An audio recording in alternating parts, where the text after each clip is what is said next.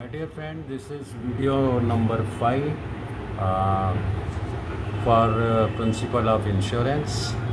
Uh, this is video number 5 for principle of insurance. There are two questions. For example, if a person taking life insurance policy by suppressing the facts is an example of moral hazard or physical hazard. See, here the person is dishonest. He is hiding some facts. So it should be example of moral hazard. Question number 2, a person who smokes is an example of which hazard?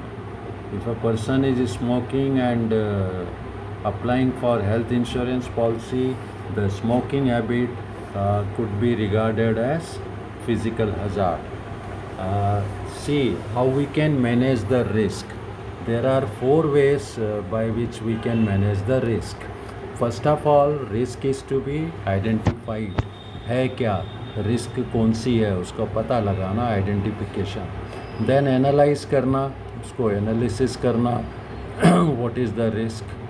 फिर number 1 method है, risk है तो prevent करें. जैसे अभी Covid में बाहर जाने में ख़तरा है इन्फेक्शन का, सो बेटर है घर पे रहें, stay home. By staying home we can prevent the risk. Scooter से जाने का अगर हमको ख़तरा लगता है, बेटर है स्कूटर ड्राइव ना करें. Number 2, reduction, reduce. How we can reduce the risk. अगर स्कूटर से जाना ही है तो हेलमेट पहन के जाएंगे. कोविड में बाहर जाना ज़रूरी है, डबल ट्रिपल मास्क लगा के जाएंगे. So this way we can mitigate और reduce the risk. Number 3 is retention.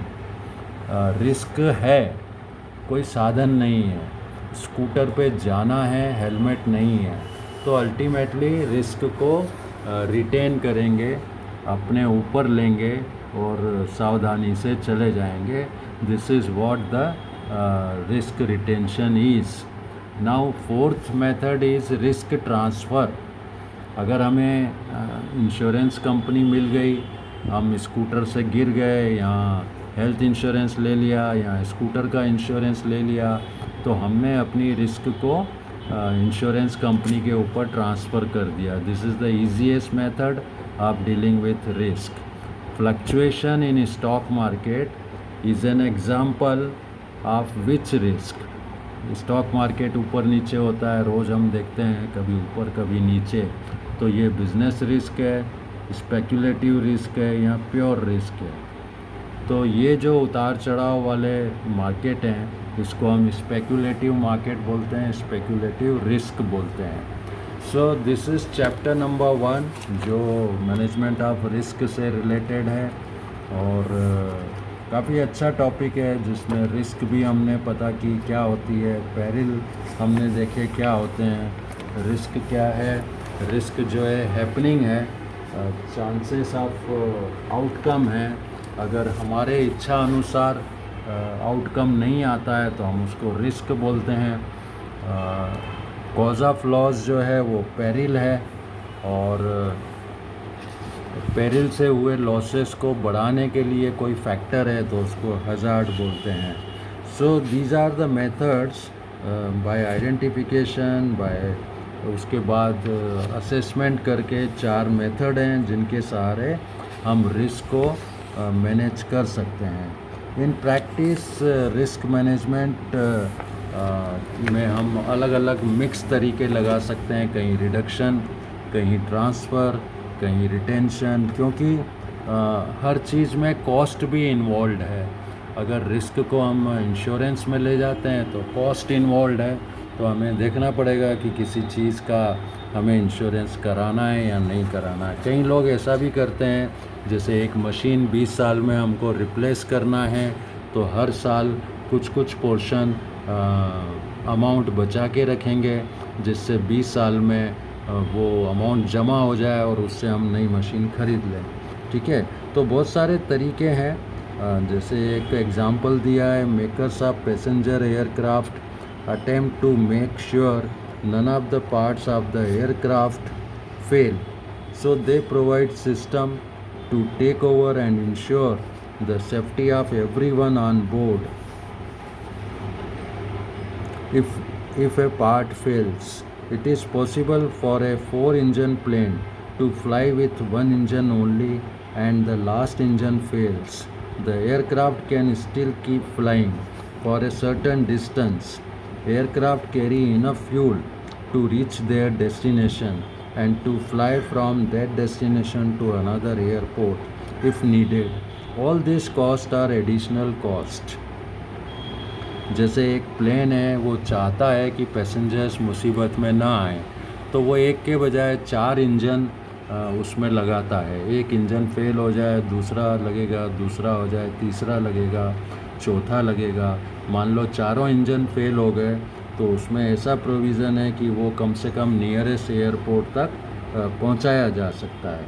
लेकिन इतना सब करने के लिए कॉस्ट इन्वॉल्व होगी, और वो कॉस्ट क्या वो उसमें जो सफ़र करने वाले पैसेंजर हैं वो उतना महंगा टिकट लेंगे या नहीं लेंगे, ये एक विचारणीय प्रश्न है।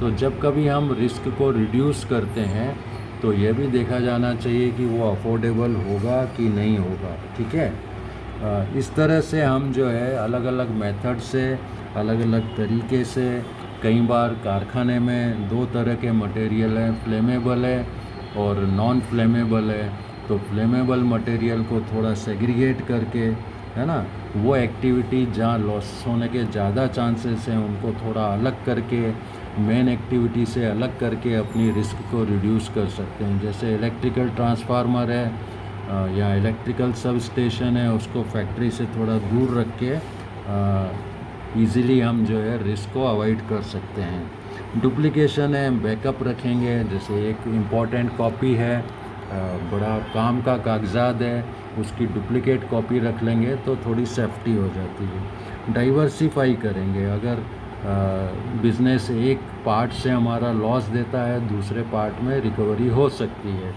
तो अगर हमारा जियोग्राफिकल एरिया ज़्यादा है, हर प्रदेश से, हर शहर से हम बिज़नेस करते हैं इंश्योरेंस का, तो किसी एक जगह क्लेम होने पर, बाढ़ आने पर, भूकंप आने पर दूसरी जगह से उसको प्रॉफिट के साथ मैनेज किया जा सकता है। इसी तरह से एक हेजिंग एग्रीमेंट होते हैं। हेजिंग मतलब where financial transaction is made to offset the loss in another, यानी एक जगह से लॉस है तो दूसरी जगह उसको कंपेंसेट किया जाए, उसको हेजिंग प्रोसेस बोलते हैं। फॉर एग्ज़ाम्पल, जैसे अमेरिका से कोई हम माल मंगा रहे हैं, डॉलर में सौदा हुआ है, आज डॉलर मान लो 65 रुपये का है, 2 महीने बाद जब एक्चुअल कंसाइनमेंट आता है डॉलर 70 रुपये का हो जाता है। अब हमें 70 रुपये के हिसाब से पैसा चुकाना पड़ेगा। तो ये 5 रुपये का जो डिफरेंस आया वो हेज किया जा सकता है, किसी और कंपनी के साथ एग्रीमेंट किया जा सकता है कि भाई अगर ऐसा डॉलर का उतार चढ़ाव आया तो आप हमें वो 5 रुपये रियम्बर्स करेंगे। वो उस हेजिंग एग्रीमेंट की थोड़ी बहुत फीस चार्ज कर लेगा, और इस तरह से हम हेजिंग करके दूसरी प्रोसेस से अपना घाटा पूरा कर सकते हैं।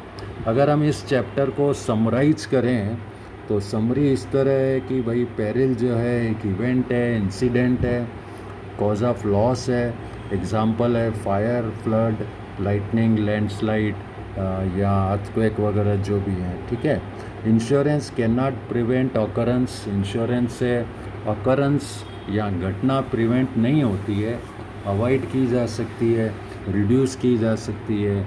उस घटना के होने पर फिनेंशियल कंपेंसेशन दिया जा सकता है, बट इंश्योरेंस कभी ये नहीं बोलेगा कि वो घटना होगी ही नहीं।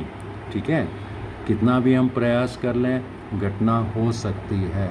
तो risk is uncertainty of outcome. Risk जो है हमें पता नहीं है कि आगे क्या होगा, वो रिस्क है। पास होंगे कि फेल होंगे ये रिस्क है। आग लगेगी कि नहीं लगेगी ये रिस्क है ना। 20 साल की LIC पॉलिसी ली, अब 20 साल की LIC पॉलिसी के दौरान हमारी डेथ होगी कि नहीं ये रिस्क है।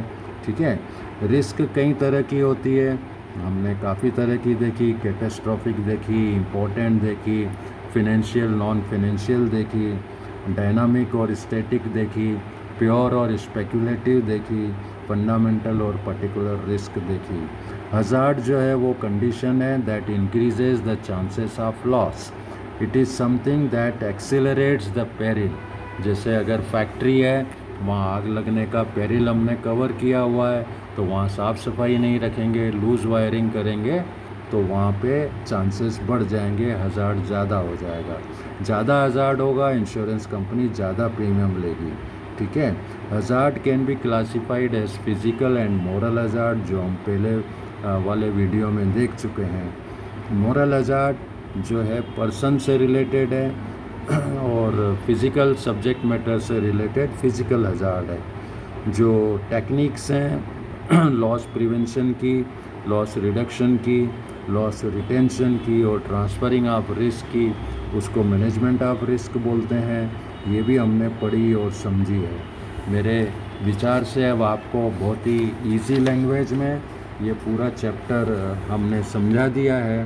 कोई क्वेरी हो, क्वेश्चन हो, आप मोहन वतनानी से फ़ोन करके, समय लेके, ईमेल करके उसका जवाब ले सकते हैं। हमारी कोशिश है इंश्योरेंस सब्जेक्ट पूरी तरह आपको क्लियर हो, कोई डाउट ना हो। किसी भी प्रकार की क्वेरी के लिए आप मुझे मेल कर सकते हैं। Thank you very much.